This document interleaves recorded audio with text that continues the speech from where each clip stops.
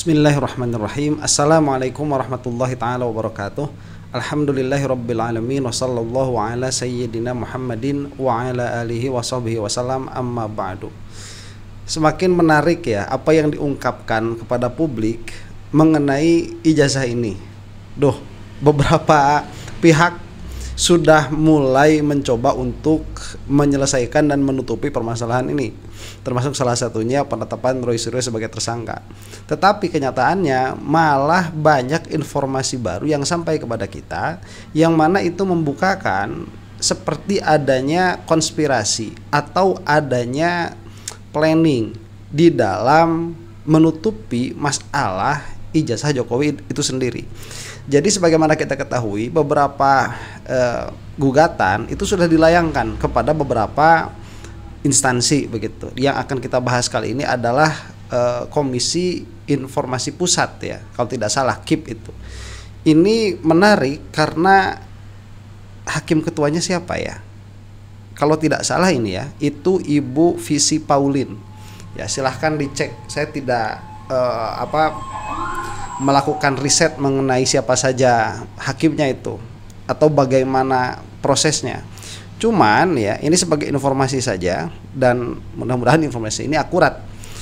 Jadi sidang KIP itu adalah sidang Komisi Informasi Pusat ya untuk menyelesaikan sengketa informasi publik. Nah, sebagaimana kita bahas kemarin, Pak Susno Duaji sudah mengatakan bahwa permasalahan ijazah ini seharusnya sebelum diputuskan pidana itu harus ada beberapa tahapan dulu begitu yang dilalui. Dan yang yang disebutkan oleh Pak Susno Duaji adalah PT UN, tetapi permasalahannya itu sudah kadaluarsa ya, sudah daluarsa. Nah, kemudian Profesor Jimli mengatakan itu sudah masuk ranah pidana karena PT UN sudah kadaluarsa. Lah ini sebagaimana sudah saya katakan di dalam video sebelumnya, ini membungkam mulutnya Profesor Jimli Asidiki karena memang ada kamar lain untuk menyelesaikan itu, yaitu KIP ini ya, Komisi Informasi Pusat. Jadi ada di sini. Nah, yang dipermasalahkan di dalam persidangan ini adalah pihak UGM oleh beberapa orang yang mengatasnamakan namanya itu Bon Jowi ya, bongkar ijazahnya Jokowi itu. Bagus itu namanya ya. Nah, diteruskan dulu di sini supaya kita ada gambaran ya persidangannya seperti apa nih. Jika seseorang meminta data ke lembaga negara tetapi ditolak atau tidak dijawab, ia bisa mengajukan sengketa ke KIP. Sidang ini seperti pengadilan kecil, ada pemohon, termohon, majelis komisioner, bukti dan putusan. Putusannya bisa memerintahkan lembaga untuk membuka atau tetap menutup informasi. Nah, ini penting. Sebelum kejadian ini saya tidak mengetahui ada yang namanya KIP ini. Cuman saya sudah mengatakan bahwa negara ini sudah cukup bagus di dalam sistem peradilannya. Sistem acara pengadilan itu sudah amat sangat bagus sekali. Terlepas begitu ya, apakah orang-orang yang ahli di dalam hukum itu mengetahuinya atau tidak, tetapi setiap permasalahan itu ada kamarnya. Sehingga permasalahan seperti ini pun kalau kita meminta ada dokumen dari pihak negara dan tidak diberikan, itu ada kamarnya tuh. Nah, saya bertanya nih, sesibuk apa KIP ini dalam sengketanya di Indonesia? Jadi secara kesibukan memang mudahnya saja begitu ya, KIP ini tidak terlalu sibuk. Itu 1 bulan rata-rata 15 kasus yang diajukan ke KIP. Ya berarti tidak setiap hari ada begitu. Itu kontras sekali dengan pengadilan tinggi ya. Kalau di pengadilan tinggi itu saya lihat ada sebentar mana ya, pengadilan tinggi jauh lebih sibuk itu 8.349 perkara 1 tahun ya, sedangkan KIP pusat itu sekitar 180 sampai 200 per tahun itu estimasinya, jadi jauh sekali. Nah, bagaimana jalannya persidangan ini kemudian? Ya, tatkala UGM dalam hal ini dituntut karena mereka tidak mau mengeluarkan itu.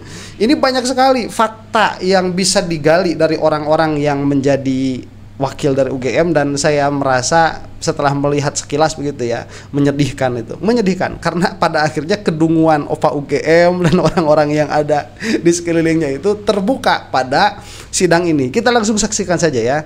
Adalah rektor atasan PPI. Oh iya benar, nggak ada ya. Ya. Kenapa Pak nggak pakai itu? Ini kan institusi resmi badan publik ya, harusnya kan merespon surat harus pakai surat resmi yang kemudian entah di scan, entah di itu baru direspon ya.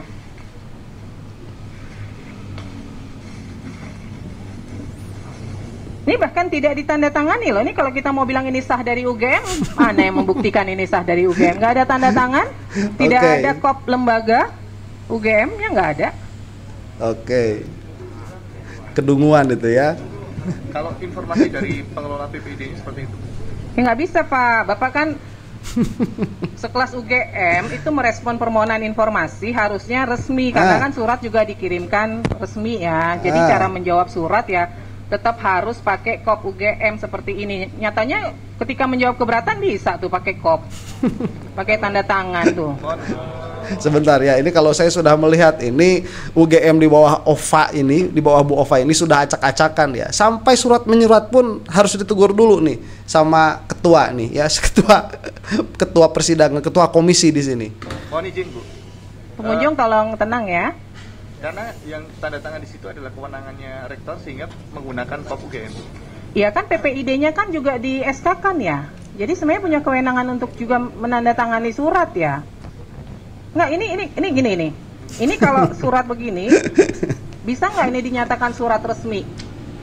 Kalau by emailnya UGM? Bukan soal by email, persoalannya surat ini kan dikirim ke lembaga, gitu loh. Maka ketika itu respon dari lembaga, dia harus pakai kop surat lembaga yang harus ditandatangani. Ini kan tidak ditandatangani nih, gitu loh. Jadi ibaratnya PPID itu siapa aja bisa merespon, begitu loh. Kan nggak bisa dong. Kan ada di situ ada ditunjuk yang bertanggung jawab. Ini sekarang kalau surat gini ini siapa yang bertanggung jawab? Nah, nggak bisa kan? Nggak ada yang nanda tangan loh surat ini. Itu udah kebiasaan orang-orang termul itu. Lembaga itu kayak milik mereka sendiri. Mereka itu tidak terikat oleh aturan. Sampai hal sederhana yang paling basic seperti ini, itu bisa dimarahin sama ketua komisi ini. Kan memalukan begitu ya. Memalukan ini kayak buat arisan lagi kemarin tuh OVA UGM dan kawan-kawan. Bu Wening, saya masih ingat nama-namanya itu. Biasanya saya agak susah ingat nama. Kita lanjutkan ya. Gitu loh, hanya ditulis pejabat pengelola informasi dan dokumentasi PPID kan banyak. Bukan hanya satu orang. Ya kan? Ini jadi catatan ya buat UGM ya. Surat resmi harus direspon dengan resmi, nggak bisa sembarangan. Sebentar, saya itu dulu waktu mesantren di Darul Arkom itu belajar surat menyurat itu sudah dari kelas 2 aliyah ya, kelas 2 aliyah, kelas 2 SMA itu sudah belajar. Memalukan, sudah ganti semua ini, memalukan, sudah ganti semua tuh yang ada di UGM. Ini mahasiswa-mahasiswanya ya, jangan pura-pura nggak lihat kalian itu gimana mau ngeberesin negara, kampus sendiri aja tidak diperhatikan. Memalukan.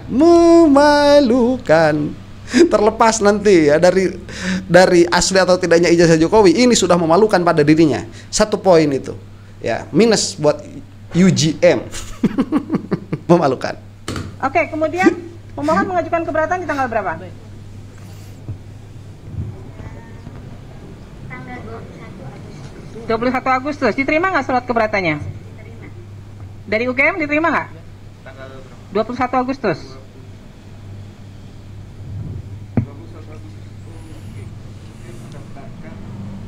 Keberatannya sudah diregister di tanggal 21 Agustus. Diterima ya? Ya. Direspon nggak? Direspon di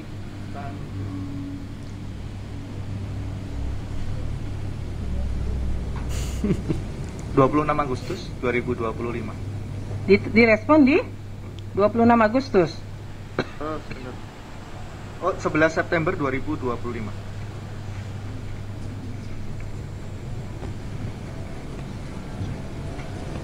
Pemohon menerimanya tanggal berapa?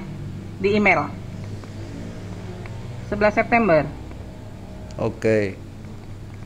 Sebentar, saya cek.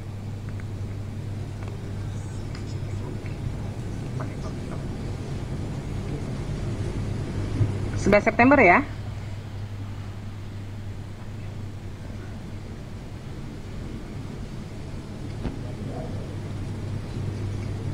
Baik.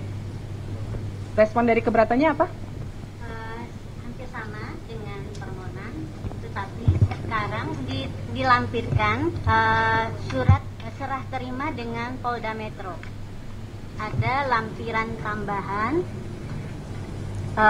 daftar dokumen yang diserah terimakan dari UGM ke Polda Metro. Oke.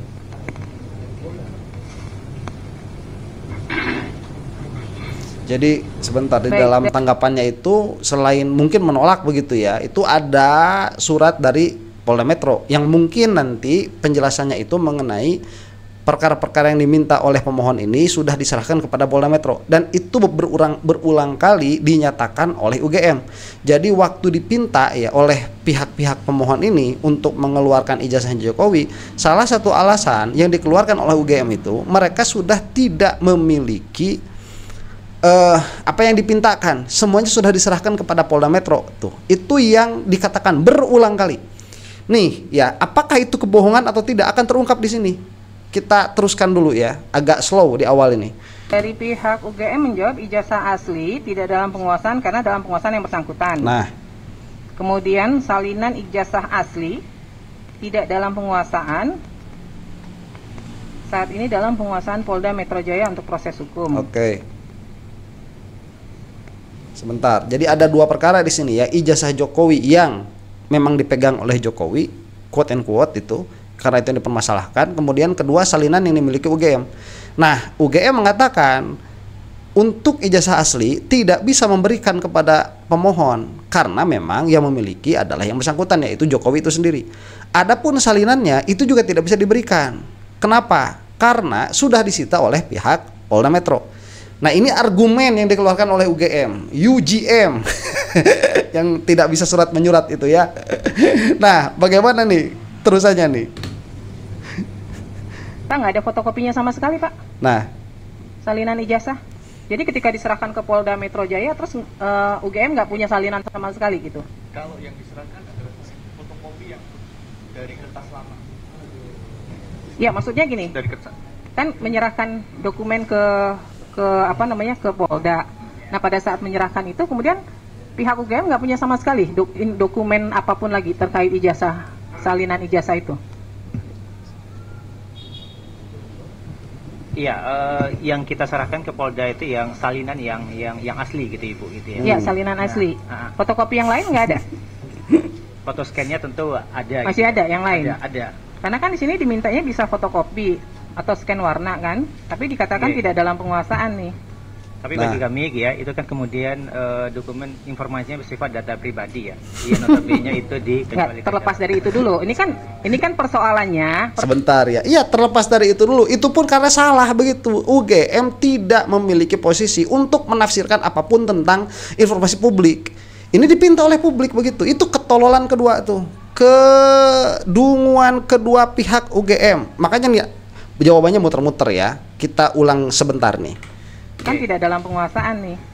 Tapi bagi kami ya, itu kan kemudian dokumen informasinya bersifat data pribadi.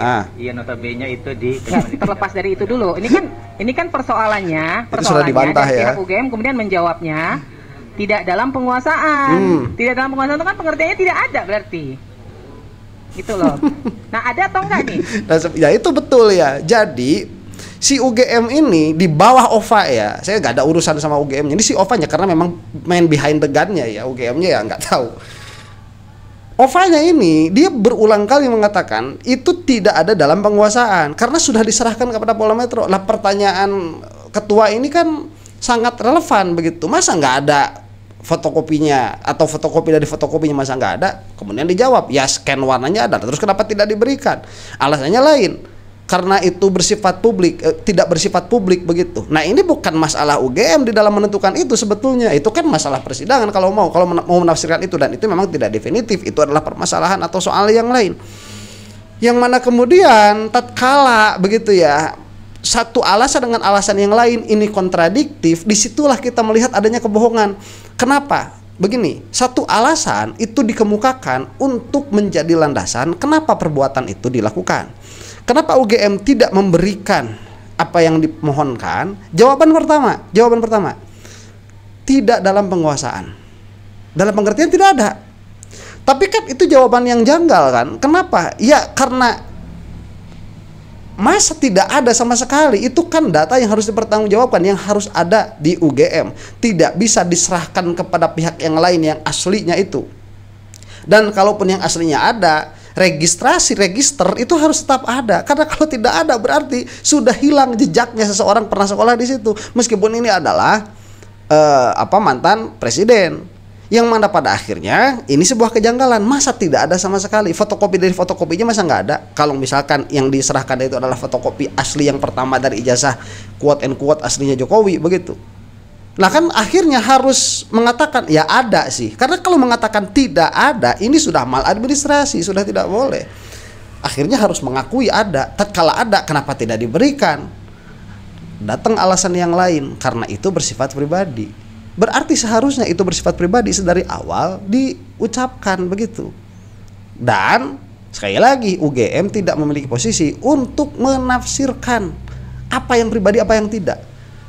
Itu yang harus ditekankan, begitu ya. Makanya kebohongan itu pada akhirnya ditutupi lagi dengan kebohongan. Yang mana nanti kalau dikejar lagi, misalkan ya, itu kan sudah tidak dikatakan itu bukan ranah private, itu kan ranah publik, bla bla bla, dan itu sudah ditekankan oleh KPU. Mereka juga bakal datang alasan yang lain, yang mana pada akhirnya alasan itu hanyalah cari-cari alasan, bukan alasan yang memang kenapa mereka itu melakukan hal itu. Berarti ada perbuatan yang mana perbuatan itu adalah tidak menyerahkan tidak menyerahkan salinan ijazah Jokowi, yang mana di belakangnya sebetulnya ada motif, cuman motifnya ini ditutupi oleh motif-motif yang bukan motif sebenarnya.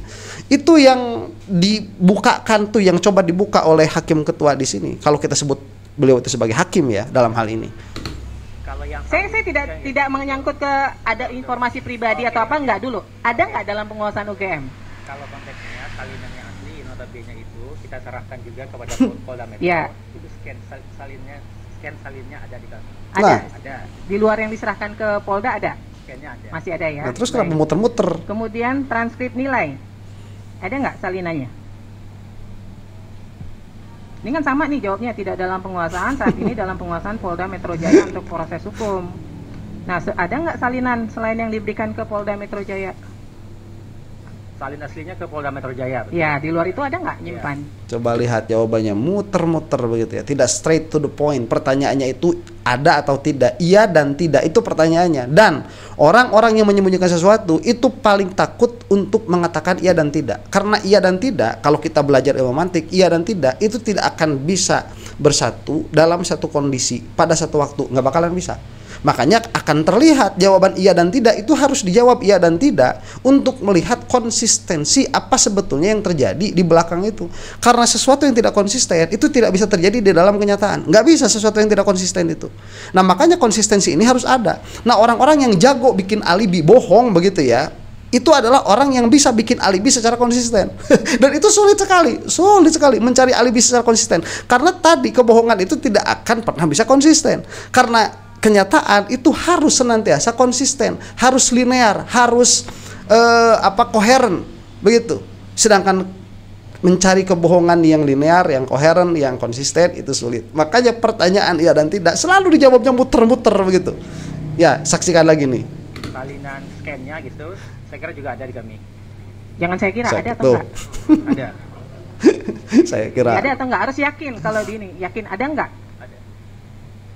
Dia itu yang tahu lebih detail itu PPD fakultas itu Ibu. Sebentar, itu takut menjawab ada karena nanti bisa dipinta juga transkrip nilainya. Kalau tidak ada harus bikin lagi kepalsuan lagi. Nih, ketakutan nih jawabnya nih. Tapi secara umum harusnya ada atau tidak? Harusnya ada. Harusnya ada gitu ya. Saya kira ada itu. Oke, next ya, pinta tuh transkrip nilainya Jokowi tuh. Next tuh pinta. Mengatakan ada, karena harusnya ada. Kalau tidak ada, berarti ada masalah. Harus bikin kebohongan lagi tuh. Kalau bohong begitu ya, kalau bohong. Kemudian kartu rencana studi dan kartu hasil studi, ada nggak? Kalau KRS itu tidak ada ya, itu tidak dalam penguasaan kami gitu. Kalau KHS, kartu hasil studi gitu, itu ada gitu ya. Yang KHS ada. Ada. Kalau KRS? Tidak ada itu. Nggak ada ya. Dan kami sudah mencoba dengan sedemikian rupa gitu ya. Di fakultas juga nggak ada? Tidak ada, kami sudah memastikan ke fakultas. Dan memang tidak ada ya, karena memang mungkin pada zaman itu ya, pada zaman saya pun KRS itu kan memang oleh mahasiswa ya dan dosen pembimbing gitu. Dan kami sekali lagi telah mencoba mencari sedemikian rupa dan itu memang tidak ada ya. Sebentar ya, dalam kasus apa namanya skripsinya Jokowi, dosen yang diakukan dosen pembimbingnya pun menolak begitu. Beliau itu mengaku bukan dosen skripsi, bukan dosen pembimbing akademik, bukan juga. So gimana kita ini? Ini semakin ditampakkan nih konspirasi di belakangnya. Udah nggak bisa mengelak kalau pertanyaannya tajam dan bagus seperti ini. Hanya kalau mahasiswa mau per semester itu dia harus buat KRS-nya ya? Berapa SKS yang dia ambil? Iya, di mahasiswanya. Nah, itu tidak didokumentasikan oleh perguruan atau fakultas. Nah, sejauh yang kami cari gitu ya, koordinasi juga dengan PPD fakultas, itu sampai sekarang kami sudah mencoba lupa gitu, Ibu, itu tidak ditemukan. Tidak ditemukan. Memang pada saat itu kan memang sistem dokumentasi kan belum seperti yang saat ini ya. Sebentar, harusnya nanti entah ditanyakan atau tidak ya, harusnya ditanyakan umumnya ada atau tidak. Karena kalau ditemukan yang lain ada tetapi Jokowi tidak ada, masalah. Bukan partikular Jokowi saja ini, umumnya dulu, baru nanti ditanyakan Pak Jokowinya. Kira-kira itu kalau yang. Tapi KHS-nya ada ya? KHS-nya ada. Laporan kuliah kerja nyata? Laporan kuliah kerja nyata itu juga itu tidak ada ya. Kemudian itu laporan nilainya ya dari masa nggak ada, itu KKN itu lama Bapak ya. UGM ini macam apa tahun segitu ya, KKN itu lama, itu harus ada laporannya. Sebentar ya, kita teruskan dulu nih, kita balikin dulu sebentar. KKN yang laporan ditanyain. Laporan kerja nyata itu juga itu tidak ada gitu ya. Tapi kemudian itu tidak ada gitu ya, tegas aja ada apa enggak begitu. Enggak ada. Kalau misalkan nanti diminta dicari, dibuktikan apa yang lain begitu. Kalau ada nanti bermasalah, tegas saja. Ya kalau tidak tegas seperti ini, dari tone berbicaranya saja, ini sudah kita bisa melihat ada problem di sini. Laporan nilainya ya dari pembimbing ya, itu ada gitu ya. Dan posisinya juga sudah kami serahkan gitu ya, penyidikan di Polda Metro. Salirannya. Tugas akhir atau skripsi. Oh, itu ada. Ada. Itu ada. Tapi di sini dijawabnya tidak dalam penguasaan ya. Iya, karena faktanya kan memang posisi saat ini itu kan memang diserahkan semuanya ke Polda itu Ibu Ketua gitu. Nah tadi kan harusnya ada yang salinan dari yang pertama, jadi yang dikasihkan ke Polda itu masa semuanya. Tapi kalau hilang, tidak ada jejak sudah. Siapa yang mau bertanggung jawab? Kepolisian tidak mau bertanggung jawab karena itu memang amanatnya UGM tidak bertanggung jawab karena sudah mengatakan itu diserahkan kepada Polda Metro. Dan nanti di persidangan selanjutnya beberapa dokumen Jokowi ini sudah dimusnahkan, diakui oleh KPU. Mau gimana? Ya. Terus dengan enak siapa Prof Jimli itu mengatakan ini kebencian. Saya enak sekali berbicara seperti itu. Ini skandal besar. Skandal besar ini. Banyak sekali orang yang terlibat di dalamnya. Skandal besar ini. Jadi sebenarnya jawabnya bukan tidak dalam penguasaan. Okay. Ya, karena kan ini informasinya semua memang produknya UGM. Berarti dia ada dalam penguasaan UGM. Tapi harusnya. Cara menjawabnya adalah sedang dalam proses di sengketa lain di Polda Metro Jaya, misalnya begitu.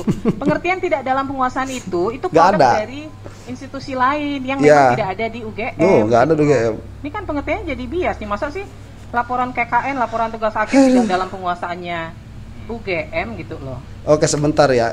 Dalam pikiran saya begini, UGM ini dia beralibi bahwa semua berkas tentang Jokowi itu sudah diserahkan semuanya ke Polda Metro, tidak tersisa barang satu pun di UGM. Tapi tadi mengatakan beberapa aslinya karena memang diberikan kepada Polda itu adalah fotokopiannya. Ini kan jadi nggak jelas. Jadi yang diberikan kepada Polda Metro itu apa sebetulnya pada akhirnya? Dan ya lihat, UGM ini adalah universitas ternama di Indonesia. Tapi tadi satu surat menyurat itu sudah salah. Kemudian yang kedua, di dalam pemilihan diksi dia salah. Ini bukannya UGM itu pencetak para sarjana hukum. Bukankah dosen-dosen yang kredibel ada di sana? Tetapi yang mana seharusnya universitas itu menjadi ladang yang ideal tatkala ada permasalahan di lapangan, itu kembalinya kepada universitas. Lah ini kok malah universitas punya masalah tatkala mereka itu bersidang di lapangan. Lucu ini. Dungu. Ya. Ini kepada mahasiswa UGM nih. Masa mau seperti itu? Memalukan sudah. Yang seperti ini. Ya, mau gimana lagi? Ini sudah sikap resminya UGM. Memalukan. Surat tugas pembimbing dan berita acara sidang ada, tapi sedang dalam penguasaan Polda Metro Jaya. Betul. Ya kan? Ya. Berarti ada kan? Kemudian SK Yudisium ada ya? Bentuknya dalam daftar nilai ya. Nanti nggak dikasih kop lagi, nggak ada tanda tangannya lagi.